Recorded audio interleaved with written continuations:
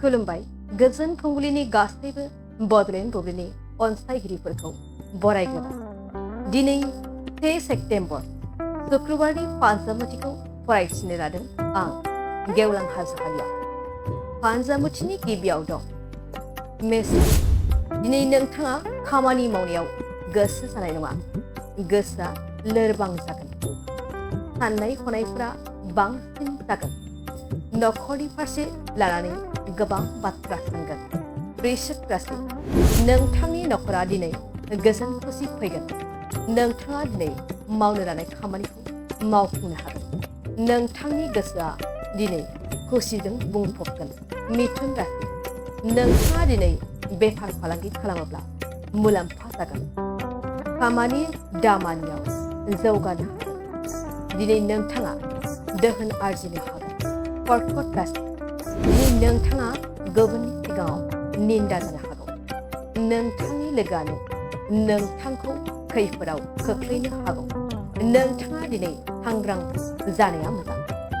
सिंह राशि, नोंथांनि गोसोआव दिनै गोबां दुखु दाहा सोमजिगोन।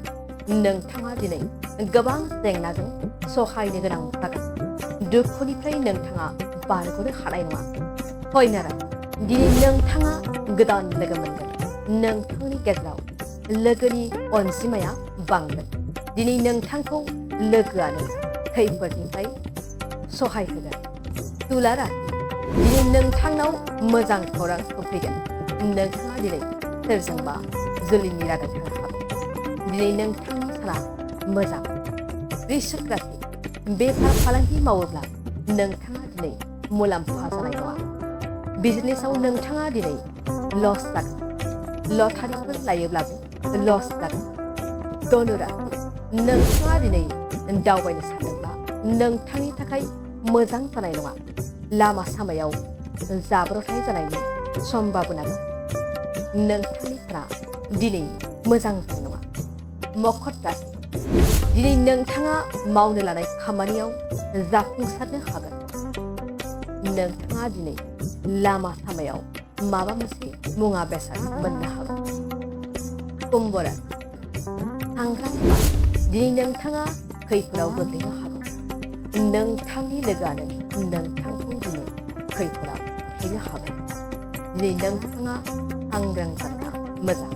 मीन राशि, नोंथांनि गोसोआव दिनै मोजां मोननायनि दोहौ सोमजिगोन।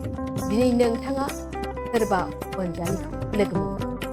नोंथांनि गोसोआव अनजालिनि फारसे अननाय सोमजिगोन। दिनै सानसेनि राशि फरायथिनायाबो एसेनोसै। आसा खालामो नोंथांनि दिनैनि साना मोजाङै थांगोन। बेखौ बड'लेण्ड बुब्लि नखरनिफ्राय मिजिंथिबाय। गोजोन्थों।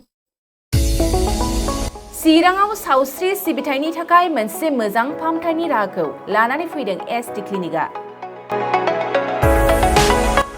आथिखालाव सुबुंनि देहायाव नुजाथिबाय थानाय डायबिटिस बेरामनि थाखाय मोजां फाहामथाय होयो SD क्लिनिकआ। चिरां जिल्लानि SBI काजलगाव ब्रान्चनि लांगोनायाव फसंनाय SD क्लिनिकआव डायबिटिस बेरामनि अनगायैबो फाहामथाय होबावगोन लिभारनि जेंना आरो माखासे सरासनस्रा बेमारफोर। बे SD क्लिनिकआव डायबिटिस बेरामनि फाहामथायखौ होगोन जर'खा फाहामगिरि डक्टर समिक देबा।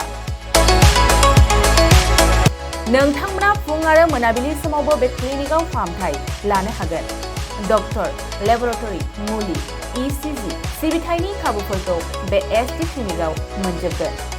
जुदि SD क्लिनिकआव रायजो राजाफ्रा गाव गावनि देहायारि जेंनाखौ फाहामथाय लानोबा नैबे मबाइल नम्बर 7002293924 एबा 9954687226 आव थोंजों मुं थिसननो हागोन।